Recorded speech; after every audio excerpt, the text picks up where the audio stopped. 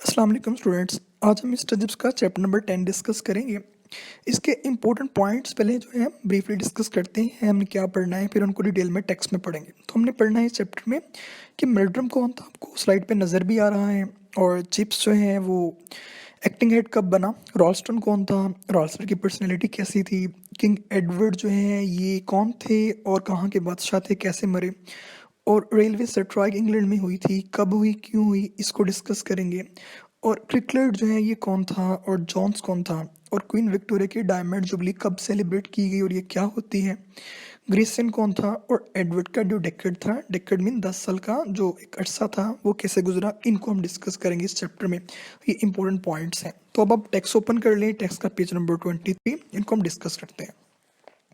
In 1900, old Meldrum, who had succeeded Weatherby as a head, succeeded mean ascended बाद आना, मतलब old मेल्ड्रम जो है ये वेदरबी के बाद हेडमास्टर बुकफील्ड में आया था। तो वेदरबी के बारे में हम पढ़ चुके हैं कि वो 1840 से 1870 तक 30 साल गुजार चुका है। 1870 में इनकी ज्वाइनिंग थी, तो ये उनके बाद आई थी। Head held office for 3 decades, इसको डिकेड भी पढ़ सकते हैं, डेकेड्स अमेरिकन प्रोनाउंसिएशन में पढ़ते हैं।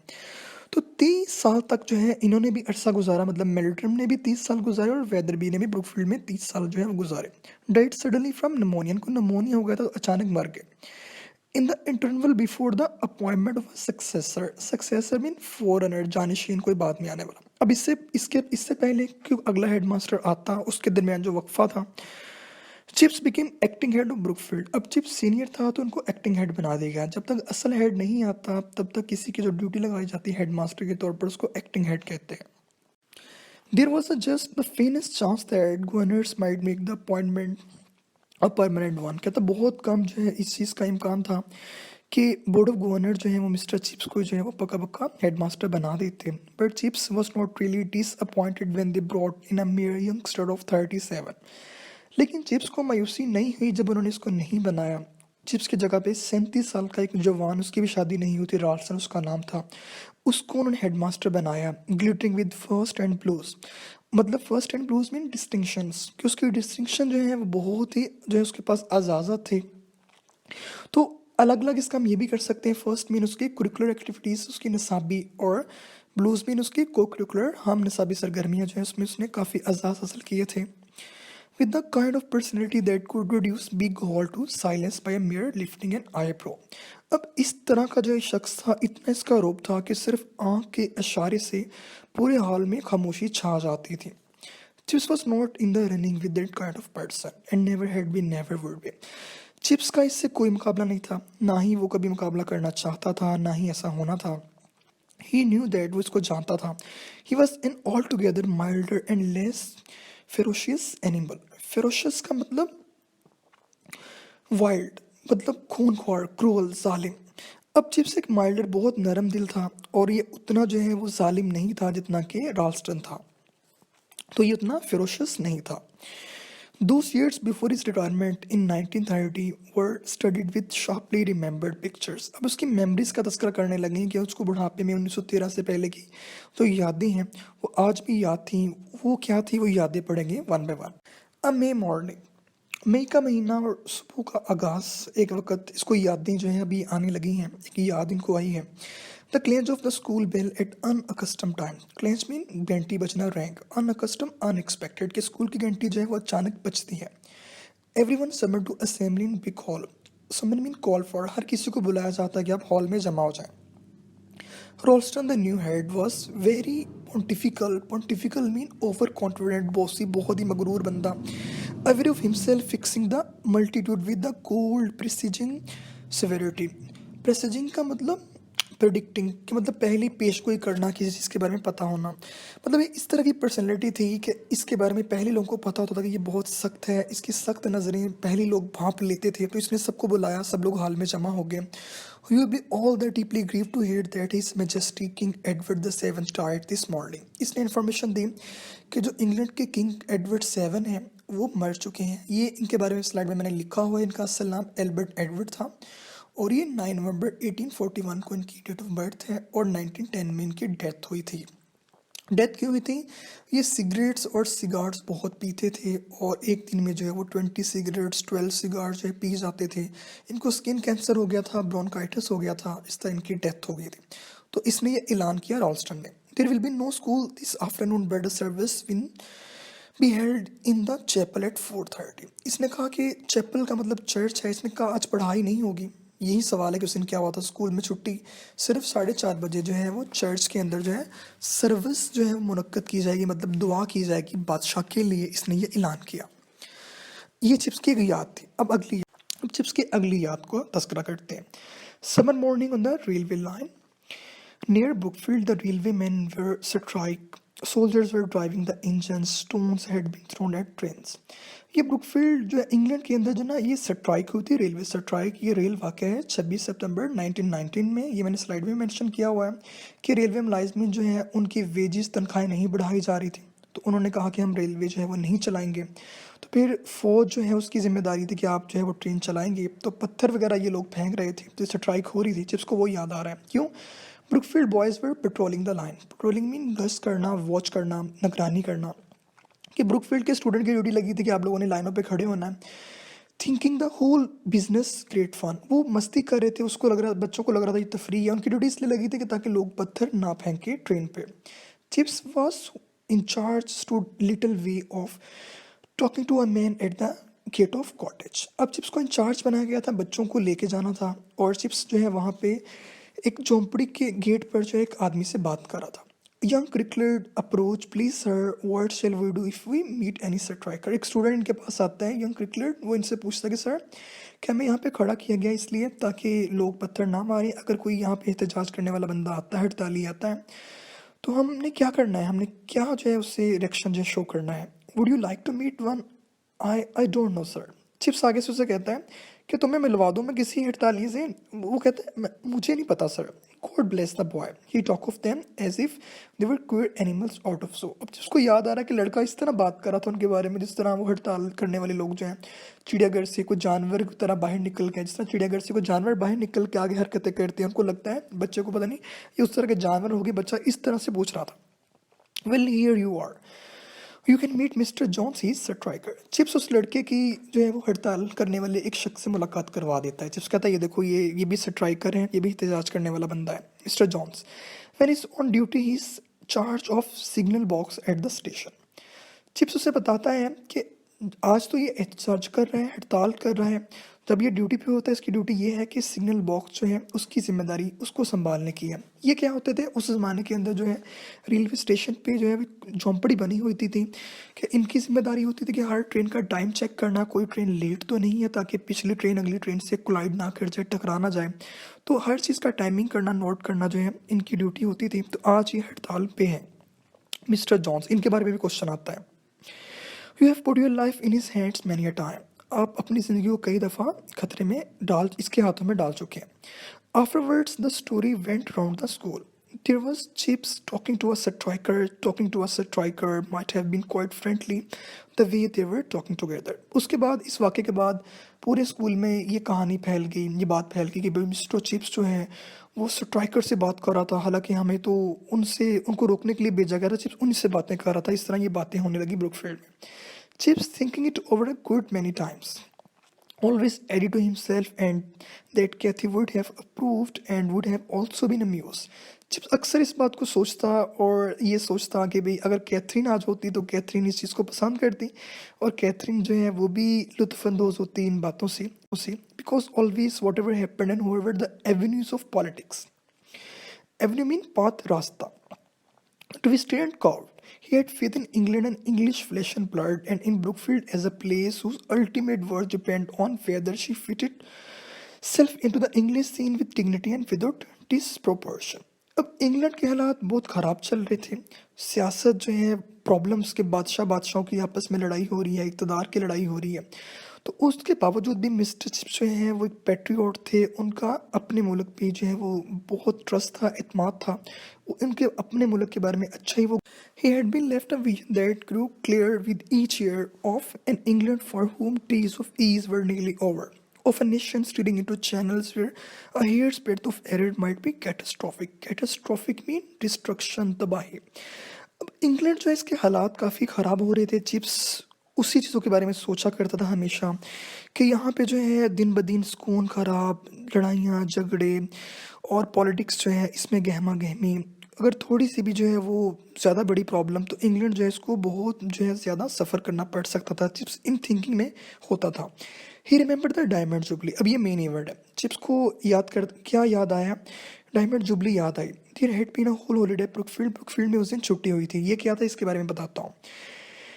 And he had taken Kathie to London to see the procession. Chips जो है वो जलसा देखने के लिए कैथरीन को लंदन में लेके गया था। The old and legendary lady sitting in her carriage like some crumbling wooden doll had symbolized impressively so many things that, like herself, were nearing an end.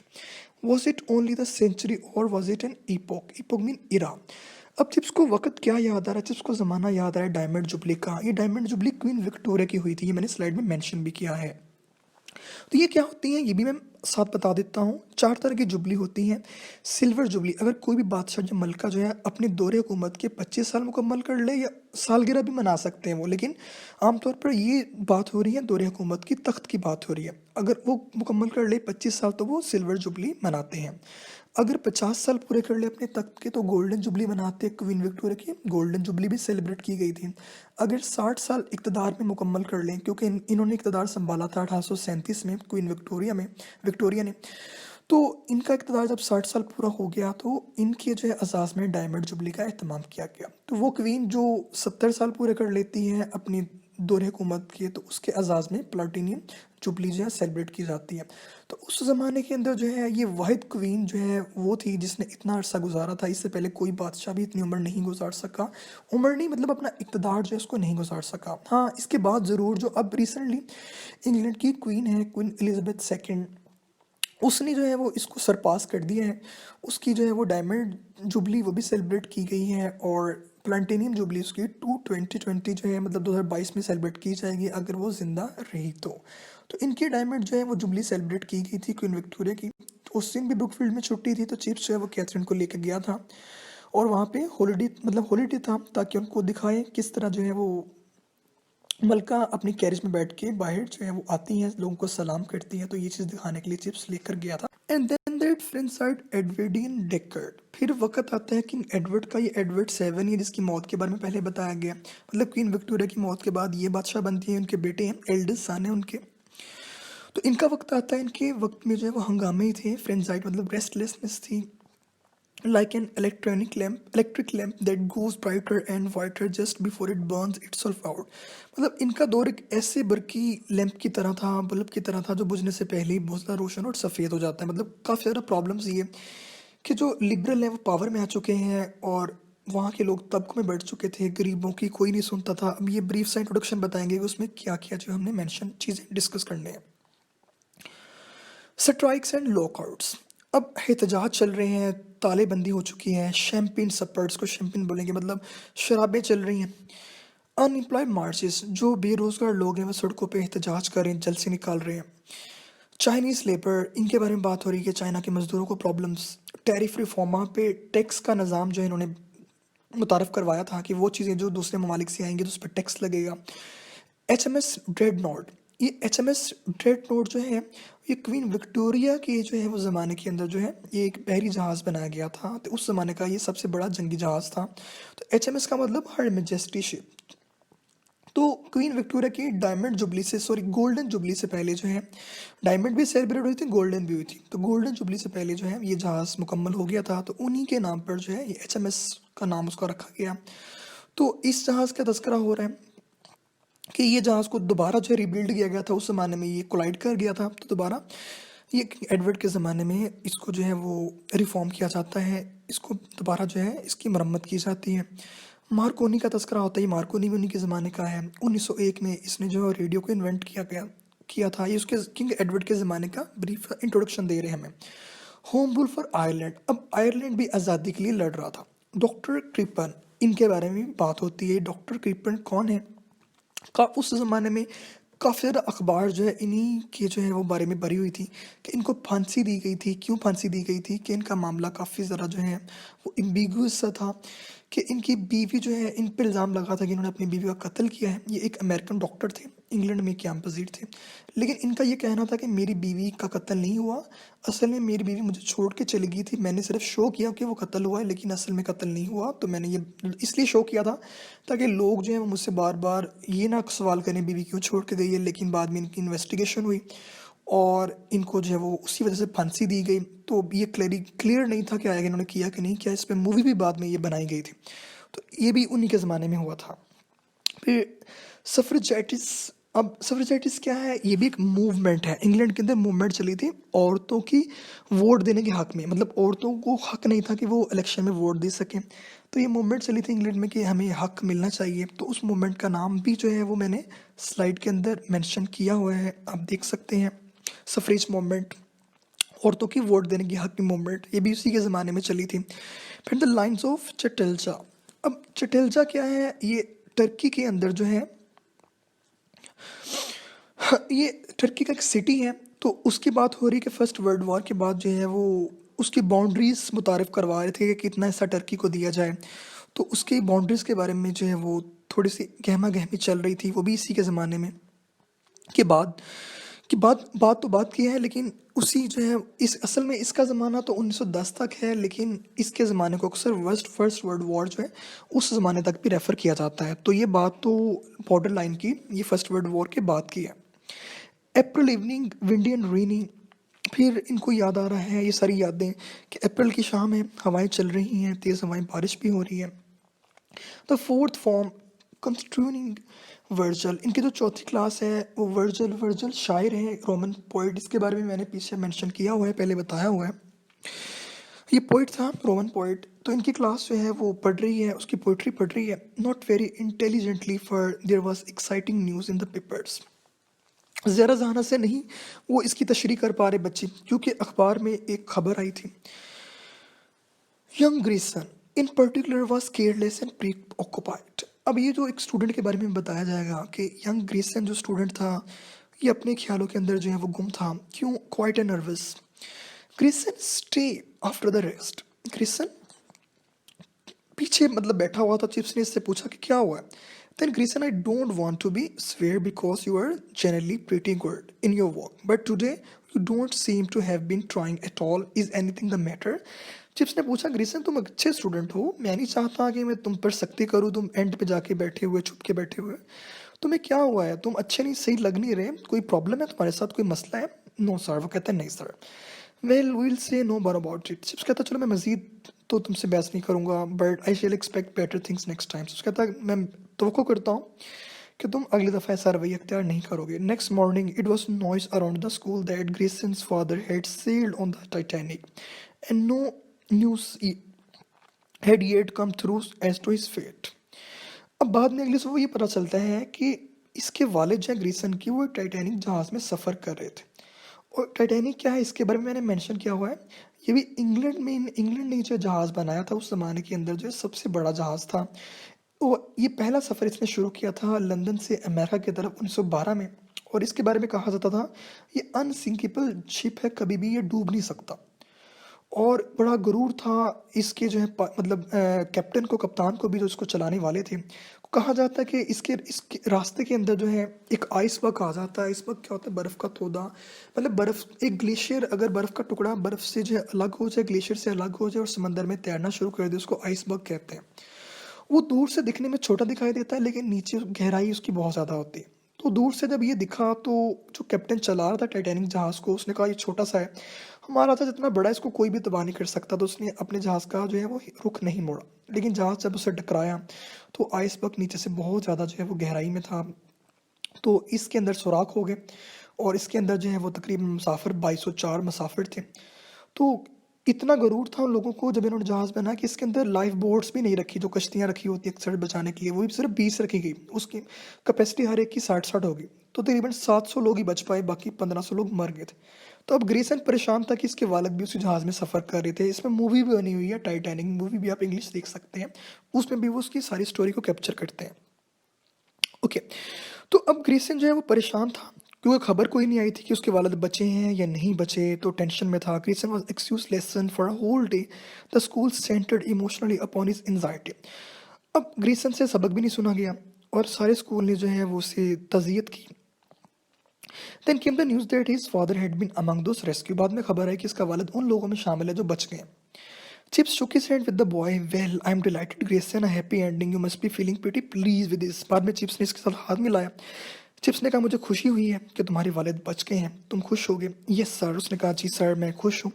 A quite nervous boy, it was Grayson senior not junior with whom Chips was destined later to condole. Condole mean console करना। तो वो एक खुश जो है खामोश तबा एक शख्स था, हमेशा परेशान घबराया रहता था वो लड़का। तो ये क्रिसन सीनियर था जो कि जूनियर के बाद आया था, उससे चिप्स ने भी ताज़ियत की थी। तो इस चैप्टर के अंदर हमने मज़ीद यही डिस्कस किया है, कुछ हिस्टोरिक इवेंट डिस्कस किए हैं जिसमें टाइटैनिक जहाज़ के बारे में मैंने आपको ब्रीफली बताया और एचएमएस के बारे में बताया। फिर सफरेज मूवमेंट के बारे में हमने तस्करा किया। इंग्लैंड के अंदर ये रियल मूवमेंट्स चली थी, रेलवे से स्ट्राइक चली थी। ये डायमंड जुबलीज का मैंने आपको कंसेप्ट दिया। फिर क्वीन विक्टोरिया और एडवर्ड के बारे में मैंने आपको बताया। तो इन हिस्टोरिक इवेंट्स को भी आप लोग याद रखिएगा, पेपर में इनके रिलेटेड भी क्वेश्चन आ जाते हैं जो स्टूडेंट को डिस्कस नहीं करते।